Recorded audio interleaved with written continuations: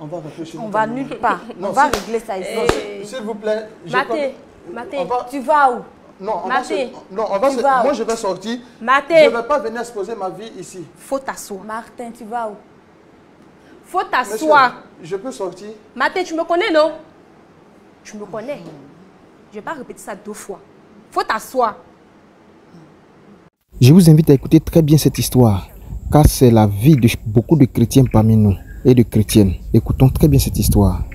De votre amie juste en face. Alors, vous avez été sollicité par elle. Je suis le frère Roland, présentateur de l'émission Point d'accord. En face, vous avez le pasteur Jean-Yves Tchemo et une autre personne justement sur ce plateau. Et je voudrais vous demander, est-ce que vous allez bien? Oui, ça va, par la grâce de Dieu. Je vais bien. D'accord. Monsieur Bankoulé, est-ce que vous reconnaissez cette dame? Oui, je la reconnais. C'est la dame en question sur la photo. Pour le tournage que nous... Voilà, le tournage qu'on a eu à faire, c'est la dame voilà, en question. C'est elle, c'est la dame.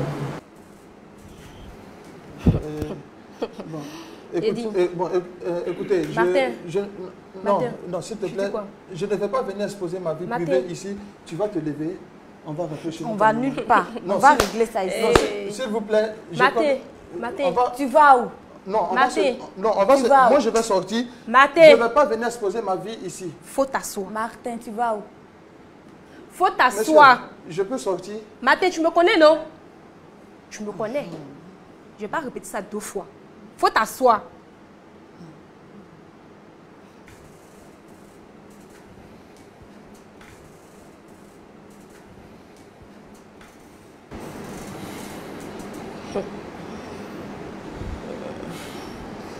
Alors, vous étiez en train de nous dire que c'est la dame avec laquelle... Je peux comment on dit, je peux avoir un peu d'eau, pardonnez. Tu veux quelle eau? Je ne me sens pas bien.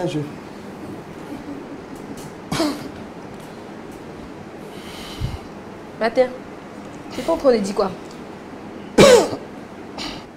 Tu es en train de dire quoi? La dame avec qui tu as quoi? Hein, Matin? Je te demande pas le nom. Tu es en train de dire quoi? Monsieur. D'accord. Équipe technique, on va s'il vous plaît, est-ce qu'on peut avoir un peu d'eau pour nous, madame, s'il vous plaît? On va essayer d'avoir un peu d'eau pour notre...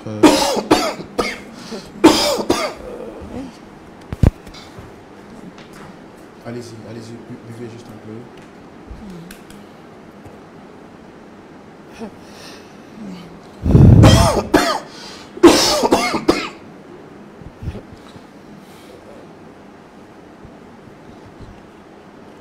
Tu disais quoi, Matin? Matin, faut m'expliquer, tu disais quoi? Monsieur, Madame, Monsieur Roland. On va, s'il vous plaît. On va quand même... Je ne me sens pas du tout bien, ça. Je crois que je vais rentrer chez moi. Matin. Chérie, tu vas te lever. Tu vas te lever. On va rentrer. Je vais nulle part. Monsieur, Non, s'il vous plaît. Vous ne vous sentez pas bien, donc calmez-vous, asseyez-vous un peu. Non, mais je préfère entrer pour ne... Voilà, je préfère entrer pour ne pas créer d'autres choses. Non, je préfère que vous restiez assis parce qu'on ne sait jamais, comme là vous êtes un peu sous le choc, asseyez-vous quand même, parce qu'il s'agit de votre honorabilité. Vous avez dit que vous êtes chrétien, vous ne vous reprochez rien. Je suis libre d'entrer chez moi, non? Bien sûr que vous êtes libre d'entrer chez vous. Je suis libre d'entrer chez moi, non? Mais vous avez aussi votre image. Monsieur, est-ce que vous allez laisser les téléspectateurs dans le doute? Qu'est-ce que les gens vont penser de vous? Qu'est-ce que les personnes vont croire de vous? La vérité, il faut la défendre. Et là, vous avez une personne qui vous accuse. Vous dites que vous êtes libre de votre... vous êtes crédible. Moi, je souhaiterais, je peux vous laisser partir, mais pour l'image du corps de Christ, je pense que vous devez rester. Et pour qu'on finisse avec cette histoire, je vous en prie. S'il vous plaît, rasseyez-vous. Vous ne vous reprochez rien, c'est ce que vous m'avez dit.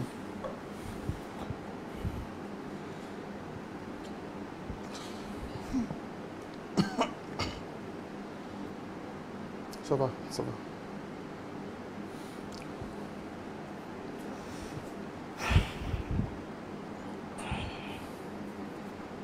Ça va. Ma chérie, faut parler. Faut tout dire ici. Alors, dites-moi, madame, ce monsieur, vous le connaissez? Oui, frère Roland. Je connais très bien. Quand vous dites que vous le connaissez très bien, ça veut dire quoi exactement? C'est mon fiancé. C'est mon fiancé. Est-ce que vous savez également qu'il est marié? C'est tout récemment que je l'ai appris. Par le bien de l'une de mes camarades. C'est tout récemment que je l'ai appris. Alors, quand vous dites que vous êtes fiancé, c'est depuis combien de temps? Comment vous l'avez rencontré? C'est un peu flou dans mon esprit. Matin, nous nous sommes rencontrés sur les réseaux sociaux, précisément Facebook. Nous nous sommes rencontrés sur Facebook. Matin m'envoyait des demandes d'amitié. Il a fait plus de 5 fois. Et je les rejetais, je les rejetais. C'est la 5e fois que j'ai accepté. J'ai profité pour aller voir son profil. Et j'ai vu que c'était quelqu'un de bien. Vu que tous ces postes qu'il faisait étaient en rapport avec le Seigneur. Il avait même des vidéos où il partait prêcher, il partait évangéliser. C'est comme ça que j'ai eu confiance. Et nous sommes mis à échanger. Échanger de mois. Et les sentiments aussi ont commencé à naître. C'est de là, tout est parti. On se voyait, on se donnait les rendez-vous. À chaque fois qu'on se voyait, Martin demandait à ce qu'on ait des rapports. Moi, je lui disais comme ça, si tu veux vraiment qu'on ait des rapports, il faudrait qu'on soit mariés. Et par la grâce de Dieu, il m'a doté. Il m'a doté par la grâce de Dieu. Tout allait bien jusqu'à ce que l'une de mes copines vienne me dire que cet homme-ci est marié à cette dame. J'étais vraiment découragée. J'étais vraiment choquée. Je déprimais. Je déprimais. Et par la grâce de Dieu, j'ai repris un peu. Je suis allée en rencontre de la dame. Ça fait combien de temps que vous avez fait votre dot? 7 mois. Ça fait maintenant 7 mois qu'il m'a adopté. Ça fait vraiment 7 mois. Mais toi, tu ne perds rien pour attendre. Apparemment, tu as oublié d'où tu viens. N'est-ce pas? Tu as oublié d'où tu viens. C'est grâce à moi que tu peux marcher la tête haute. C'est grâce à moi que ces vêtements que tu as portés là, tu te sens bien dedans. Tu l'as oublié. Tu l'as oublié. Mais je ne vais pas tarder à te détruire. Sache-le. Frère Roland, c'est pourquoi nous sommes là aujourd'hui. Pour dévoiler ces manigances. Parce que c'est un marmailleur spirituel.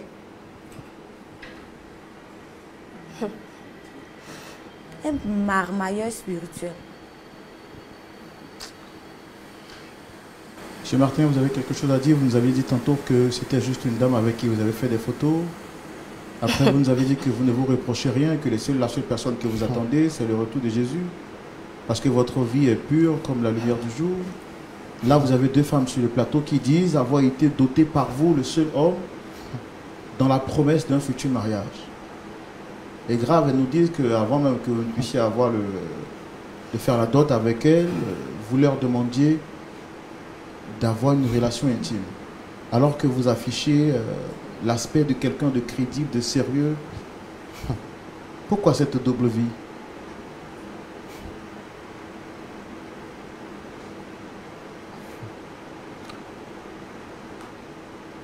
Rappelez-moi votre prénom, s'il vous plaît. C'est monsieur... Roland Sombo. Je posais une question de savoir, nous sommes sur un plateau à 4, avec 2 dames. Monsieur Roland. Oui. Monsieur Roland, s'il vous plaît. Je ne sais pas qu'est-ce que vous avez voulu créer en m'exposant comme ça.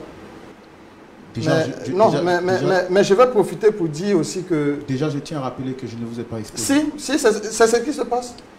Déjà, je suis exposé. Tout le monde sait maintenant comment est-ce que je suis, comment est-ce que je vis. Mais je n'ai pas de problème avec ça. Cela ne va pas détruire ma foi chrétienne, non. Tu vas arrêter un peu avec ça. Tu vas arrêter un peu avec ça. Je suis chrétien. Martin, tu vas arrêter un peu avec ça. Je reconnais que je suis chrétien. Tu vas arrêter un peu avec ça. Mais, Monsieur Roland, oui. Ma foi chrétienne, là, je l'ai toujours. Je suis toujours chrétien. Oh, Seigneur. Personne ne va me dire quoi que ce soit sur cette histoire de dot. Dans la Bible, Abraham avait combien de femmes? Abraham avait combien de femmes dans la Bible? Un peu honte. Abraham avait combien de femmes? J'assume ce que je suis en train de faire. Que tu m'appelles marmailleur spirituel ou bien quoi, ça, c'est pas un problème. Je suis marié à 2 femmes. Martin. Montrez-moi un passage dans la Bible qui dit qu'on ne doit pas se marier à 2 femmes. Non, mais il faut qu'on arrête. Je ne me cache plus. Pardonnez, je ne me cache plus. Je suis d'accord avec. Je ne me cache plus. Martin. Je suis exposé. J'assume que j'ai marié 2 femmes. J'ai doté 2 femmes. Maintenant, montrez-moi un passage dans la Bible qui dit qu'il interdit de se marier à 2 femmes.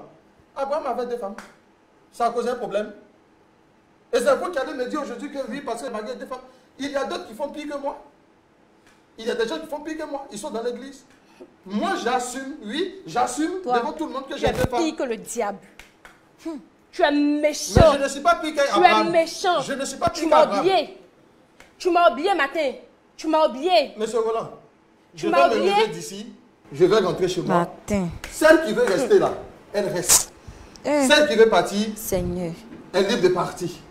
Mais moi, j'assume aujourd'hui aux yeux et aux yeux de tout le monde que j'ai doté 2 femmes. Pourquoi vous promettez la dot aux femmes dans l'espoir de les marier et vous couchez avec elles et après, aujourd'hui, c'est sur un plateau que vous leur affirmez que vous assumez votre responsabilité de marier 2 femmes. Est-ce que vous leur avez dit ça dès le départ? De la manière dont on fait pour savoir que j'ai doté 2 femmes, elles allaient faire pour savoir qu'un jour, j'allais marier aussi 2 femmes. Donc, le souci, il est où? Martin. Le souci, il est où? Donc, vous n'avez aucun remords par rapport à ce que vous venez de faire? Je n'ai aucun remords. Je n'ai aucun remords parce que la Bible même n'a jamais dit on ne doit pas se marier à 2 femmes. Mais je suis mis dans quoi? Si c'était écrit dans la Bible quelque part qu'on ne doit pas se marier avec 2 femmes, aujourd'hui, moi, j'allais regretter. Mais ce n'est pas écrit quelque part. Est-ce que vous fréquentez toujours votre assemblée d'origine? Bon, là n'est pas la question actuellement. L'essentiel, je continue de partir à l'église, je suis chrétien, je garde toujours ma foi chrétienne. C'est tout. Pourquoi dès le départ vous aviez peur de l'affirmer quand je vous posais des questions ici à la fin? Parce que vous êtes exposé. Est-ce que vous dites la vérité parce que vous êtes exposé ou vous le dites parce que vous l'assumez? Là, qu'est-ce que je peux faire? De la manière dont vous m'avez exposé, qu'est-ce que moi je peux dire encore? Je ne peux plus nier. Oui, j'ai doté 2 femmes. J'ai doté 2 femmes. Est-ce que tu m'as aimé? Tu m'as déjà aimé? Abraham a aimé ces 2 femmes. Je vous aime, j'ai doté 2 femmes. Et je suis avec ces 2 femmes.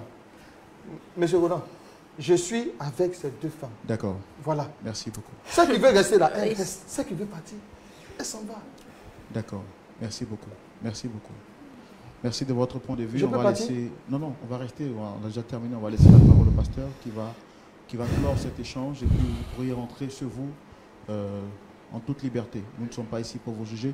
Le point de vue de notre pasteur consultant, c'est tout de suite dans la rubrique à la loupe de la parole. Pasteur Tchoumou. Oui, mon frère Roland. Nous sommes sur ce plateau avec 3 personnes, un homme au milieu. Oui. On pourrait dire un homme pour 2 femmes, venu sur ce plateau et clamant son innocence. J'avais moi-même perdu les mots. Je me suis dit que son épouse s'était juste laissée juste emporter par les émotions. Jusqu'à ce qu'on ait invité à la demande de son épouse une autre dame pour comprendre que ce qui brille n'est pas forcément de l'or. Il a fini par nous dire qu'il assume le fait d'être polygame et que Abraham était polygame. Cela n'a pas contraint Dieu à le rejeter. Plein d'autres hommes de Dieu dans la Bible étaient polygames et donc lui, il assume sa polygamie. Vous avez la parole, pasteur. Merci, Roland. Ma fille, comment tu t'appelles?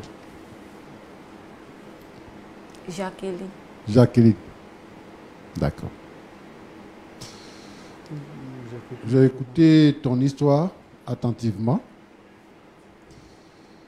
J'avoue que c'est une histoire qui est triste. Mais je veux dire ceci. Quand on est chrétien, on vit comme chrétien. Quand on est chrétien, on ne triche pas. Quand on est chrétien, on ne prend pas de raccourcis. Quand on est chrétien, on affirme notre foi chrétienne. Tu as dit que le frère est zélé et que tout le monde voulait lui ressembler. Donc c'est un bonheur pour toi de l'avoir comme fiancé. Dès le départ, il a cherché à coucher avec toi. Tu dis que tu as refusé. Il te dote. Vous n'êtes pas encore allé au mariage, tu vas habiter avec lui. Ce qui me gêne dans cette histoire, c'est que vous êtes dans une église où il y a un pasteur, où il y a un conseil, il y a des frères et sœurs qui sont là. Et tu vas expliquer ton histoire à une maman de l'église. Elle te dit que ma fille, tu es déjà là, il ne faut pas se traiter les hommes. Bon, moi je pense que d'abord l'église elle-même elle a un problème. Quand on prie avec quelqu'un là, et puis on doit se marier là, on se marie avant de coucher avec lui. Parce que le temps qu'on prend dans les fiançailles là, le Seigneur nous révèle les choses cachées. Si toi-même tu avais attendu le jour du mariage avant d'avoir des rapports sexuels, tu n'allais pas vivre cette situation. Tu demandes, je t'ai offert ma virginité. Je t'ai fait quoi? Je t'ai offert ma virginité, je t'ai fait quoi? Virginité, là, tu as offert ça dans des mauvaises conditions. Et c'est ça qui te tombe dessus.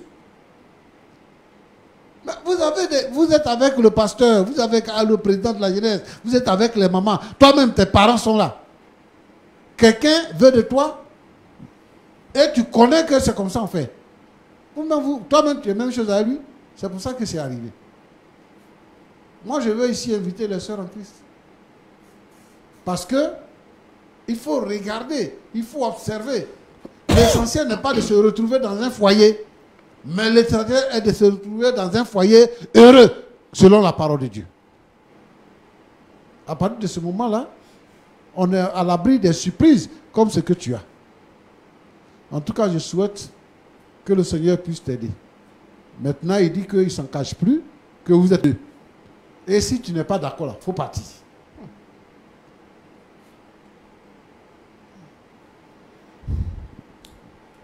Ok. Mon cher Martin. Martin. Oui, monsieur. Pasteur. D'accord. Oui, pasteur. Voilà. Bon. Quelle image tu veux donner à l'église? Vous me posez une question. Quelle Oui. image je veux donner à l'église? Oui. Quelle image Abraham voulait donner à Dieu? Qui est Abraham? Qui est Abraham? Le même Abraham qui est dans la Bible. Le même Abraham? Oui.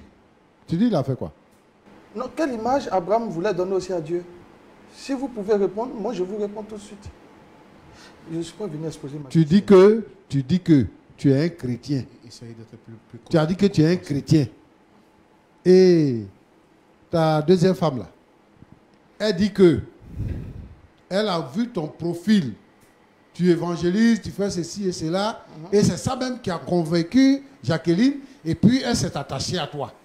Cette foi chrétienne là, que tu avais là, tu la mets où aujourd'hui pour venir raconter ce genre de choses sur un plateau de télévision? Tu sais que tout le monde te regarde. Abraham n'avait pas deux femmes. Abraham n'avait pas deux femmes. Abraham avait une seule femme. Sa femme s'appelle Sarah. Abraham a eu une aventure avec la servante de la maison. Et qu'est-ce que Dieu a fait?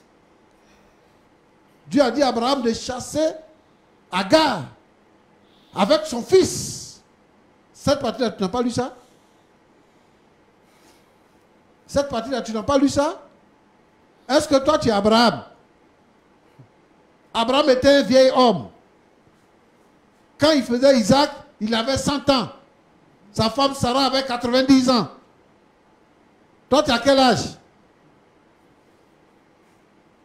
Écoutez, tu dis que la Bible n'a pas interdit la polygamie. La Bible n'a pas interdit la polygamie? Tu es sûr de ce que tu affirmes? Bien sûr. Du début à la fin, la Bible a interdit la polygamie. D'abord à la création. Dieu dit, il n'est pas bon que l'homme soit seul. Je lui ferai une aide semblable à lui. Une aide, pas deux aides. La Bible dit que celui qui a trouvé une femme a trouvé le bonheur. Il n'a pas dit deux femmes. Il y a des gens dans la Bible qui ont pris plusieurs femmes. Ils ont péché. Ils n'étaient pas dans la volonté de Dieu. Plus loin, l'apôtre Paul reprendra pour dire que chacun ait sa femme. Et il dit que celui qui veut diriger l'église, là, celui qui aspire à être évêque, doit être mari d'une seule femme. La Bible n'a jamais demandé d'avoir deux femmes, d'avoir trois femmes, d'avoir quatre femmes. La Bible a toujours demandé une femme. Et les gens qui ont eu plusieurs femmes là, dans la Bible là, que tu parles là, ce sont les gens comme toi. Des trompeurs.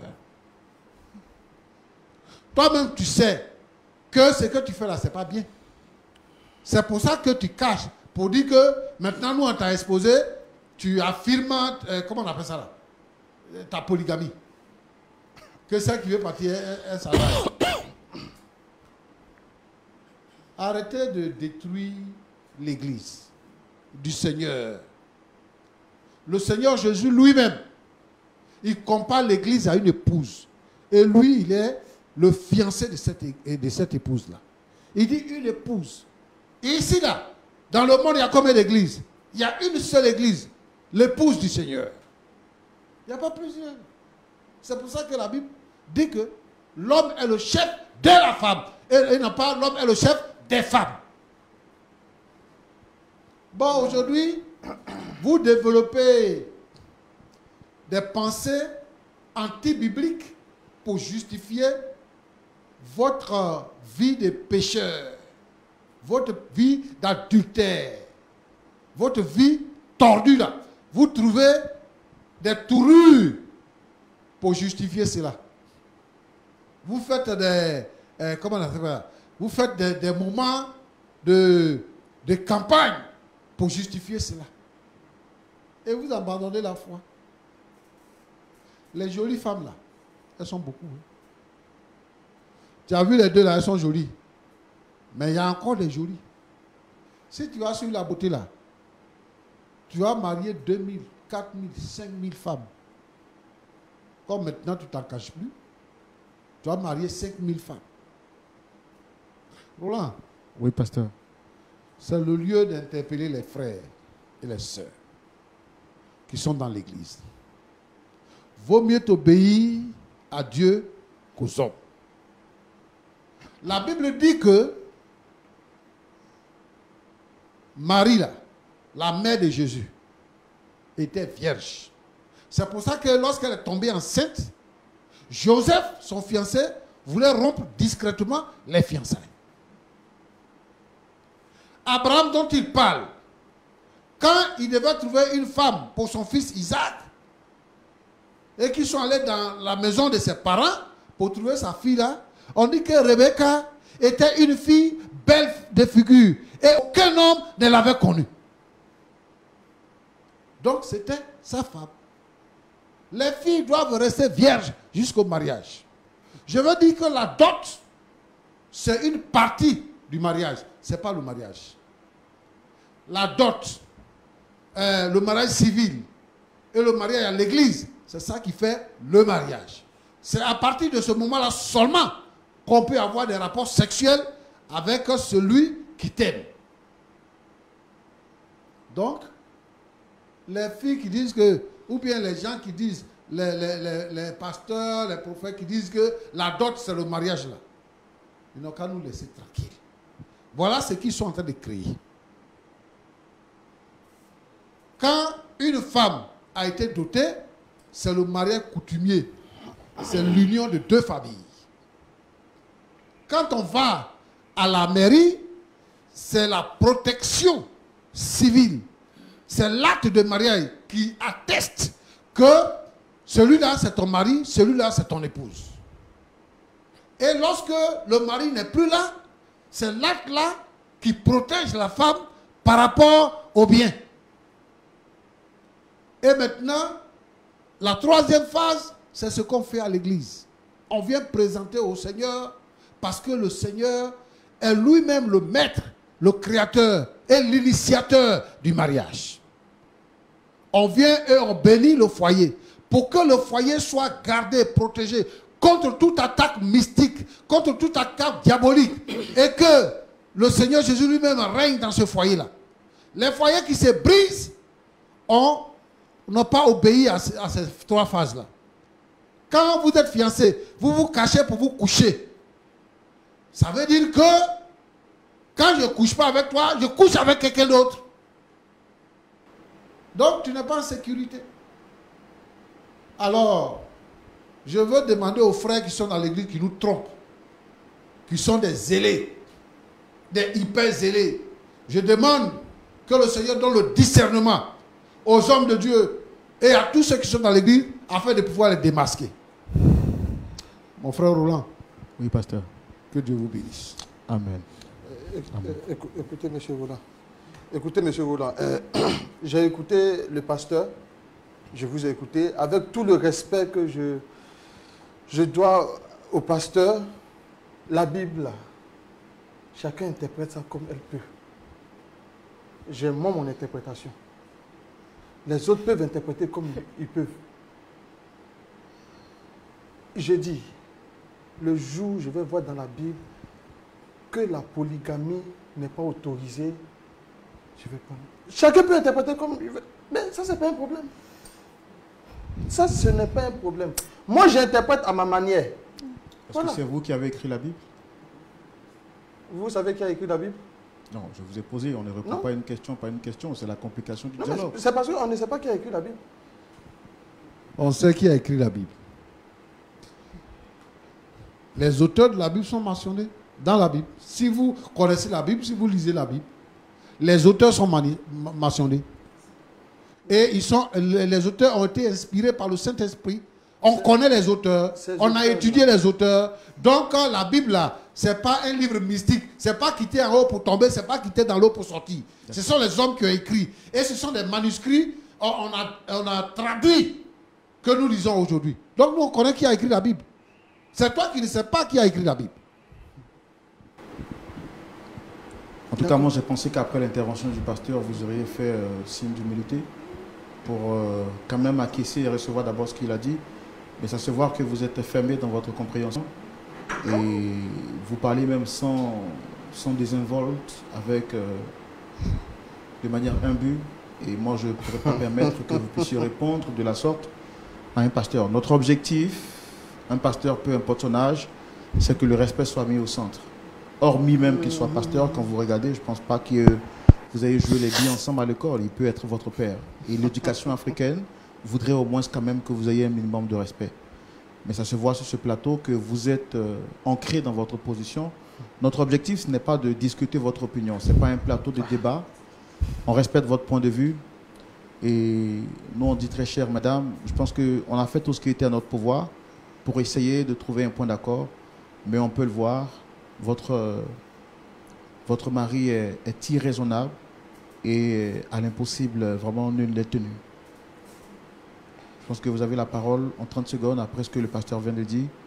Vous souhaitez rajouter quelque chose? Je voudrais dire merci au pasteur pour ses conseils. Je vais en tenir compte. Vraiment, pasteur, merci beaucoup pour ce que vous avez dit. Ça m'a beaucoup édifié. Merci beaucoup. À vous également, quelque chose à rajouter? Toi aussi, tu as couché avec lui, c'est ça? Oui, pasteur. Ok. Alors, il dit que vous avez le choix, c'est soit vous restez, soit vous partez. Désormais, il est polygame. Vous avez quelque chose à rajouter? Il m'a montré son vrai visage ce soir. Il m'a montré son vrai visage. Je ne savais pas que c'est comme ça que tu étais, Martin. Et je suis vraiment sans mots. Moi, j'avais déjà vu ton vrai visage. Tu me décourages. Je suis vraiment sans mots. D'accord, au risque de pouvoir m'emporter, je voudrais, très chers téléspectateurs, pasteur, je pense qu'il faut qu'on arrête l'émission ici. Quand des personnes refusent d'être raisonnées, on ne peut pas faire l'impossible pour eux. Le monsieur a été attrapé la main dans le sac. La Bible nous dit qu'il y a des brebis, il y a des loups parmi les brebis déguisés en agneau. C'est le cas de ce monsieur qui était l'homme parfait selon sa femme à l'église qui donnait des exhortations. Mais c'est cet homme-là aujourd'hui qui a jusqu'à 2 épouses et qui les a dotées en étant dans l'église. Aujourd'hui, il n'a pas honte de clamer son innocence, que il est fier d'avoir épousé ces 2 femmes et que celle qui veut partir part. Nous devons toujours prier. Nous devons prier et chasser Satan sur nos chemins. C'est la main qui veut nous empêcher de rencontrer la femme qu'il nous faut. Nous devons chasser Satan afin de rencontrer la femme, l'homme idéal qu'il nous faut à chacun d'entre nous, que tu sois femme ou garçon. Que Dieu nous bénisse.